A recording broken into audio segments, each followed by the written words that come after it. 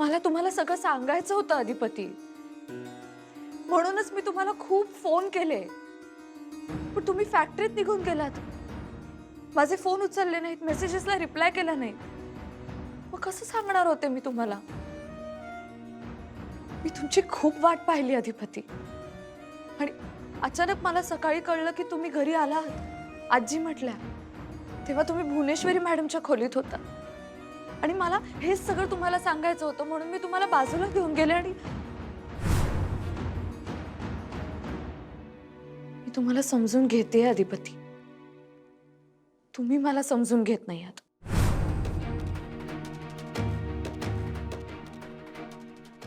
हां, तशी ती चूक झालीच आमची. तुमच्यापासून हे सत्य लपवले पहिली चूक झाली, आणि तुम्हाला निघून जा म्हटलं की दुसरी चूक.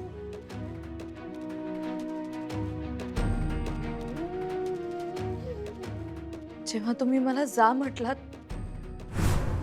तेव्हा तुमची खरंच अपेक्षा होती का मी जावं म्हणून?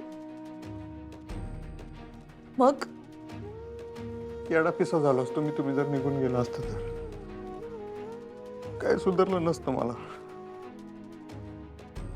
खरं सांगतो, आता तुमच्याशिवाय काय काय होणार नाही आमचं.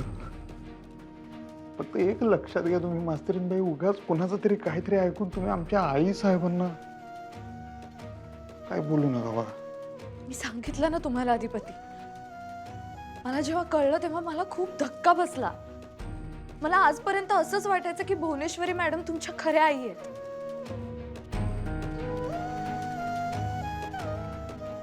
खऱ्या आईपेक्षा जास्त आहेत त्या. मान्य आहे अधिपती, पण त्यांनी तुम्हाला जन्म दिलेला नाही. त्या यशोदा आहेत, देवकी नाही, हे तुम्ही मला का नाही सांगितलं? हे सत्य का लपवून ठेवलं माझ्यापासून?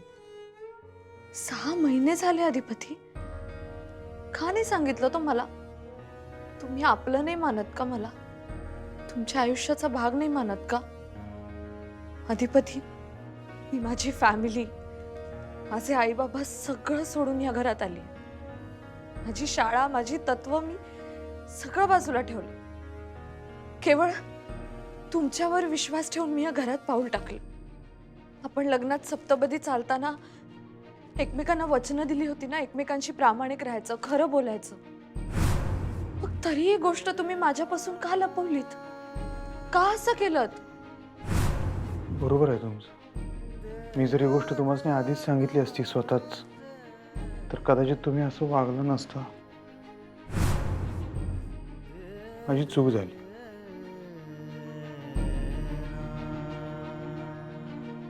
आणि आता आम्ही नाक घासून माफी मागितली पाहिजे. अधिपती, अधिपती, असं नका करू. उठा.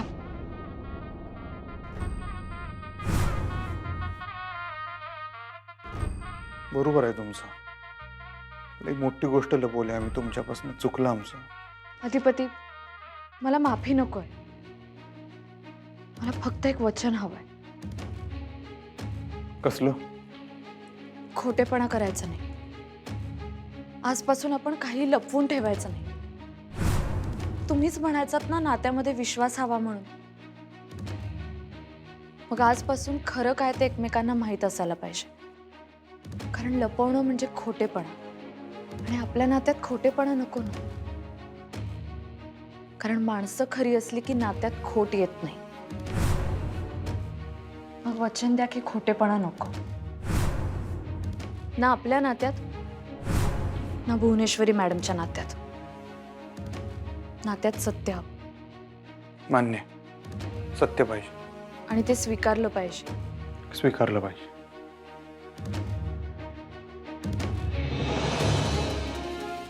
वचन देतो तुम्हाला, इथून पुढे काय लपवणार नाही. मीही. आता जे आहे ते आहे.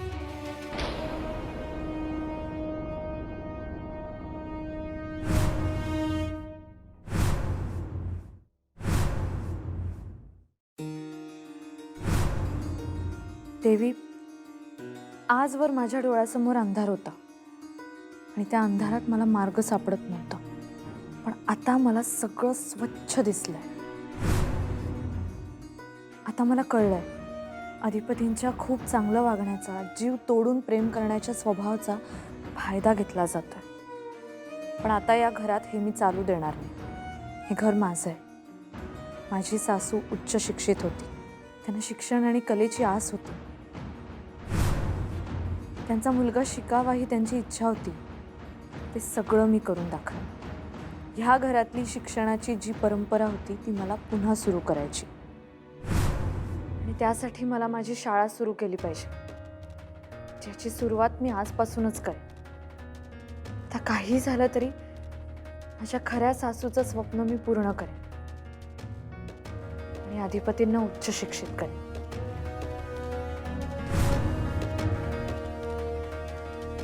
तू म्हणतेस ते सोपं नाही अक्षरा. बाबा, तुम्ही कधी आलात?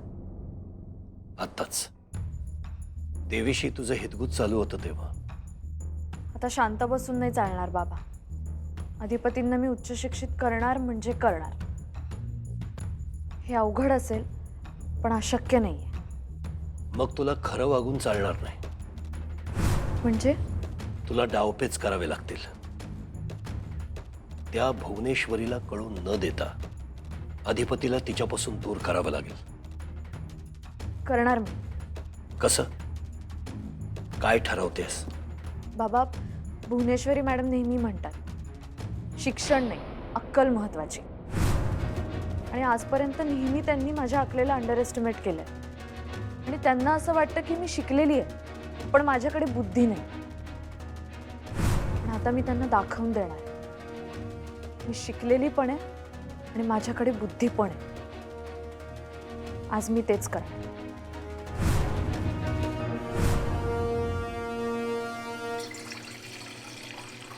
आजी, मी करते चहा. गरज नाही त्याची.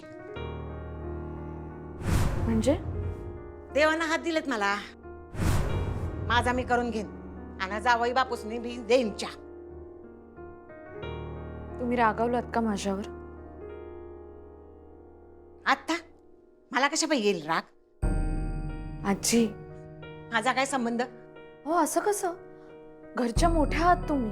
वय पण या घरच्या मोठ्यांचा मान राखतेस का तू? म्हणजे तुम्ही रागावलाय माझ्यावर? का नाही राग येणार? भुवनेश्वरी माझी लेक आहे. तू तिला जे काय बोललीस त्यानं काळजाला घरं पडतात माझ्या. काल जे झालं त्यामुळे बोलताय ना तुम्ही? तुला मी आधीच सांगितलं होतं माझं तुझ्यावर, अधिपतीवर, घरातल्या समध्यांवर प्रेम आहे. जितकं प्रेम आहे ना त्याच्यापेक्षा जास्त प्रेम माझं माझ्या भुवीवर आहे. तू तिला नाही नाही ते बोललीस मग नाही का राग येणार? तू तिला ताड ताड बोलणार असेल तर माझ्याच्याने नाही होणार बाबा. तुझ्याशी नीट बोलाया. आजी, मी तुम्हाला पण सॉरी म्हणते ना. सॉरी. असं विंग्रजीतून माफी मागितली तर तू काल जे काय बोललीस ते माघारी येणार आहे वय ग. एकदा तोंडातून शब्द सुटला म्हणजे सुटला. आजी, आजी ऐका ऐका आजी प्लीज. असं नका ना करू प्लीज. म्हणजे मला सांगा, भुवनेश्वरी मॅडमच्या नात्यावर आपलं नातं अवलंबून आहे का? भुवी लेक आहे माझी. आणि मी कोणीच नाहीये. हायस की नाचसून आहेत माझी. पण नाचुनेवर माया करते तसं रागवण्याचा हक आहे का नाही मला? आहेच आजी, पण तुम्ही माझी बाजू पण समजून घ्या ना. तू नाही घेतलीस भुवीची बाजू समजून. म्हणजे तुम्हालाही असंच वाटतं की त्यांनी जे केलं ते योग्य आहे? तू पण एक बाई आहेस ना व. बाईनं बाईची बाजू समजून घ्यायला ना ग. हो आजी, मी जे काही ऐकलं त्यावरून ऐकणं आणि बघणं यात 4 बोटाचं अंतर असतं पोरी. मला कळलं नाही. तेच म्हणते मी. सत्य तुला काय बी कळलं नाही. असं का म्हणताय तुम्ही? तुला फक्त अर्ध सत्य कळलं. त्यावर तू इमलं बांधलंस आणि माझ्या भुवीला अपराधी ठरवून मोकळी झालीस. भुवीची पण काय बाजू असेल याचा विचार केला नाहीस तू. काय आहे त्यांची बाजू? जाऊ दे ना, सोड आता. जे झालं ते झालं. तुला जे काय बोलायचं होतं ते बोलून मोकळी झालीस ना व. आजी, मी जे बोलले माझं नक्कीच चुकलं, पण मी त्याची नाक घासून माफी पण मागितली ना. पण बोलताना थोडा विचार करावा सुनबाई. आता नाही बोलणार मी असं काही. पण प्लीज तुम्ही मनात राग नका धरून ठेवा. बाईनच घरातल्यांना समजून घ्यावं, धरून ठेवावं. असं तोडू नये घरच्यांना. बाईनच बाईला समजून घेतलं नाही तर बापे काय समजून घेणार?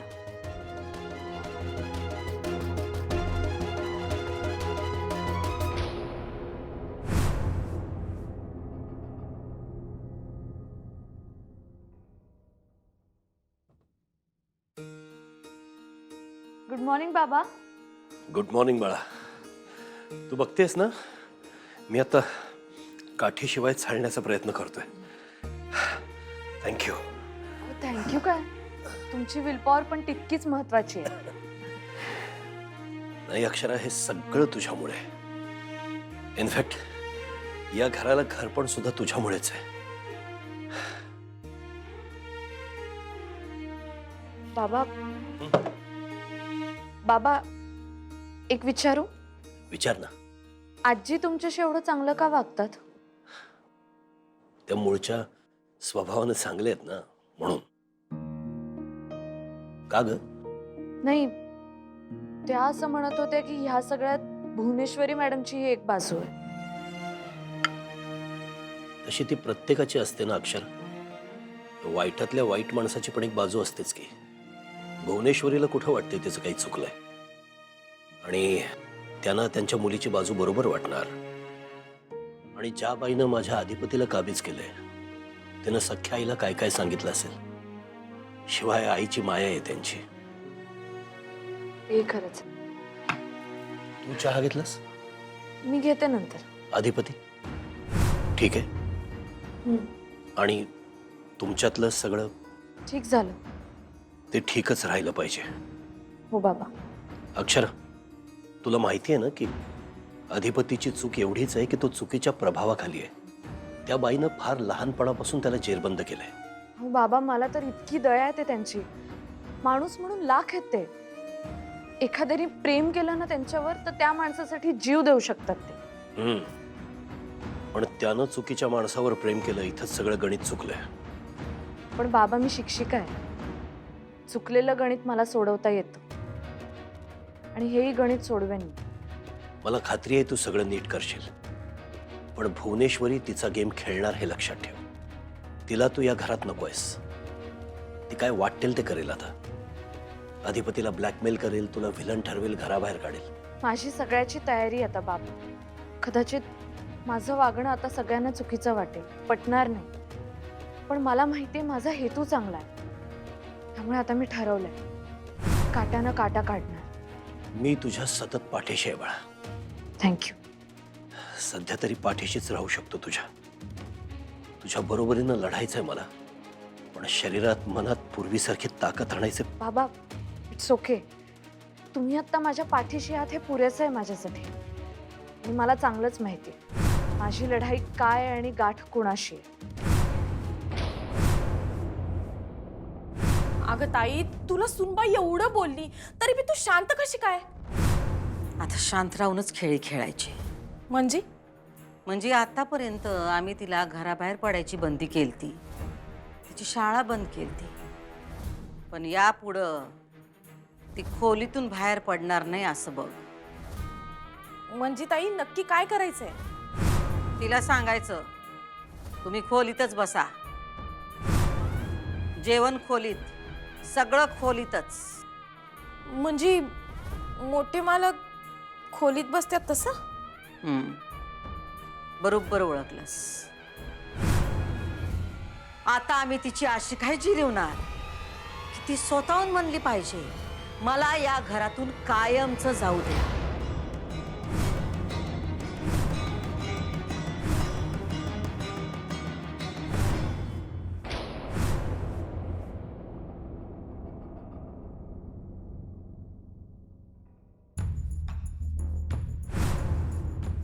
का हो, हे काय करायला दागिने? मला सांगा अधिपती, आपलं ज्यांच्यावर जीवापाड प्रेम असतं त्या लोकांशी खोटं बोलणं योग्य आहे का? पुन्हा काय काय खोटं म्हणजे काय काय? भुवनेश्वरी मॅडम, हा, त्यांचं काय? त्या तुमच्यासाठी यशोदा आहेत बरोबर? हा, मग तुमच्यावर जीवापाड प्रेम करतात. 100%. आपण आपल्या प्रेमाच्या माणसाशी खोटं बोललो, त्याच्यापासून काही लपवून ठेवलं आणि अचानक ते सत्य त्याच्या समोर आलं, तर त्या माणसाला किती त्रास होतो याचा अनुभव घेतला की नाही आपण? हा घेतलाय की, पण काय बोलायलाय तुम्ही अचानक? आता आपण खोटेपणा नाही करायचा. कशाबद्दल? कशाही बद्दल. म्हणजे तुम्ही मला वचन दिलंय की मला शाळेत पाठवणार, बरोबर? दिलं जाईल. आणि हे वचन तुम्ही पाळणार, हो की नाही? 100%. मग हे जर बाहेरून किंवा चुकीच्या पद्धतीने भुवनेश्वरी मॅडमना कळलं तर त्यांना किती त्रास होईल याची कल्पना केली आहे तुम्ही? कसं कळलं? कोण सांगणार? मुद्दा तो नाही अधिपती. आपलं ज्यांच्यावर प्रेम आहे आणि ज्यांचं आपल्यावर जीवापाड प्रेम आहे त्यांच्याशी आपण खोटं बोलावं का, खोटं वागावं का, हा मुद्दा आहे.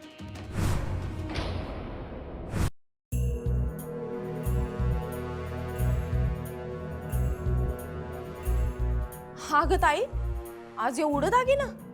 आज देवीचा वार आहे, एवढे दागिने आम्ही घालतोच की. हा ताई, इसरले होते. आरतीची तयारी झाली? वय झाली. मग जा, आम्ही काम दिलंय ना तुला. आमच्या पाठीपाठी कशा पायी करतेस? ताई, अगं एक विचारायचं होतं. काय? तू जे सांगितलंय ते खरंच करायचंय? उगाच कशा पायी सांगू आम्ही? आजवर आम्ही जे काही सांगितलंय ते केलंय आणि त्यात यश बी मिळवलंय.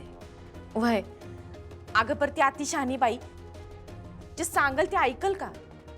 ऐकावं लागल तिला. आता सुनबाई 24 तास घरात आणि अधिपती बाहेर असतील. दृष्टीआड राहिली माणसं की सृष्टीआड होत्यात. बया, म्हणून तू अधिपतीला कामात गाडून ठेवलेस वय? अगं ते हल्ली दिवस रात्र फॅक्टरीतच असतात. आता त्यासनी सकाळ काम, दुपार काम, रात्री काम. आणि सुनबाई खोलीमध्ये, सकाळी खोलीत, दुपारी खोलीत, रात्री खोलीत, ते बी एकटीच. बरोबर. पर ताई, मला नाही वाटत बर का ती गप्प बसल म्हणून खोलीत. म्हणजे अगं एका जागेवर पाय टिकतोय वे तिचा. जबरदस्तीनं बसवलं तर ती चिडणार, वरडणार. हा, ते तर होणारच. आणि मग त्या त्रासामध्ये ती अशी काही चूक करल की त्या चुकीला माफी नाही. वा ताई वा, अगं कसलं भारी डोस काय ग तुझा. जा आता कामाला लाग. ताई, अजून एक विचारू? आता काय? हे समजा झाल्यावर तुझ्या डोसक्यात पुढचा विचार काय आहे का? हितपर्यंतच विचार करून ठेवलास काय? सगळं आताच सांगू काय तुला? अगं नाही ताई, मला जरा कळलं असतं का तुझ्या डोसक्यात पुढचं काय आहे, तर म्हणून मी विचारलं. म्हणजे ते का नाही आला आमच्या ध्यानात. तुझी सुई एकाच ठिकाणी अडकल्या. तुझी चंची. ताई, अगं तू कसं ओळखलंस? कारण आम्ही पुढचा विचार आधी करतो. ताई, अगं माझ्या पोरीचं भविष्य तुझ्या हातात आहे ग. आणि जर सुनबाईचा कार्यक्रम असा होणार असेल तर मग माझी चंची. अगं ताई, चिडू नगस ग. मी आपलं सहज विचारलं. पोरगी आशाला लागल्या ग आणि तिला पश्चाताप बी झालाय. ती आता पुन्हा असं कधी बी करणार नाही ताई. तू मोठ्या मनानं माफ कर की ग. तिला तुझ्या पायाशी राहू देत ताई. सुनबाईंची एकदा का इथून गच्छांती झाली की आम्ही लगेच अधिपतींचा आणि तिचा काडीमोड करून घेऊ. आणि त्यानंतर अधिपतींचं कुणाशी, कसं आणि कधी लग्न लावायचं हे आमच्या डोसक्यात फिट आहे. लई जड बोलालाय तुम्ही. तुम्ही समजून घ्या ना. काय समजून घेऊ? हेच की लपवा छपवी, खोटेपणा नको. ओ मी पण काही चुकीचं बोलतेय का? नाही. हे बघा, मला एक सांगा, तुम्ही भुवनेश्वरी मॅडमना देवी मानता ना? देवी जाईत त्या. मग देवीशी का खोटं बोलायचंय? का खोटं बोलता त्यांच्याशी? का तुम्ही माझ्याशी खोटं बोललात? मला शाळेत पाठवण्याचं तुम्ही जे वचन दिलं ते खोटं होतं का? हो तसं काय नसते आपलं, आपण एकदा वचन दिलं की ती पाळतोय. अहो मग मॅडमशी का खोटं बोलायचंय? त्यांच्याशी का लपवाछपवी करायची? तुम्हाला अनुभव आलाय ना खोटं बोलल्यावर काय गुंता होतो ते? पण ते सोडू. अहो अधिपती, पण गुंता निर्माण होणारच नाही. असं आपण केलं तर, आधीच सगळं सांगून टाकलं तर? चूक पण आहे ती मास्तरीनबाई. मला माहिती आहे अधिपती, पण आता जर आपण अजून उशीर केला ना तर सगळ्या गोष्टी खूप अवघड होतील. तुम्हाला माहिती, त्यांनी जेव्हा तो फळा जाळला ना तेव्हाच मला त्यांच्या रागाची इंटेन्सिटी कळली होती. तुम्ही विचार करा अधिपती, तुम्ही त्यांच्याशी खोटं बोलताय हे जर त्यांना बाहेरून कळलं, चुकीच्या पद्धतीने कळलं तर त्या कशा रिॲक्ट होतील? शपथ बेकार चिडतील बरं का. पण हेच जर तुम्ही त्यांना स्वतःहून सांगितलं तर त्या दुखावल्या जाणार नाहीत, हो की नाही? आता त्यांना खरं सांगणं सोपं वाटतं का त्यांना रडवणं, दुखावणं, हे आपण ठरवायचंय. त्यांच्या मनाला त्रास देणं तुम्हाला सोपं वाटतं का? तुम्ही ठरवा.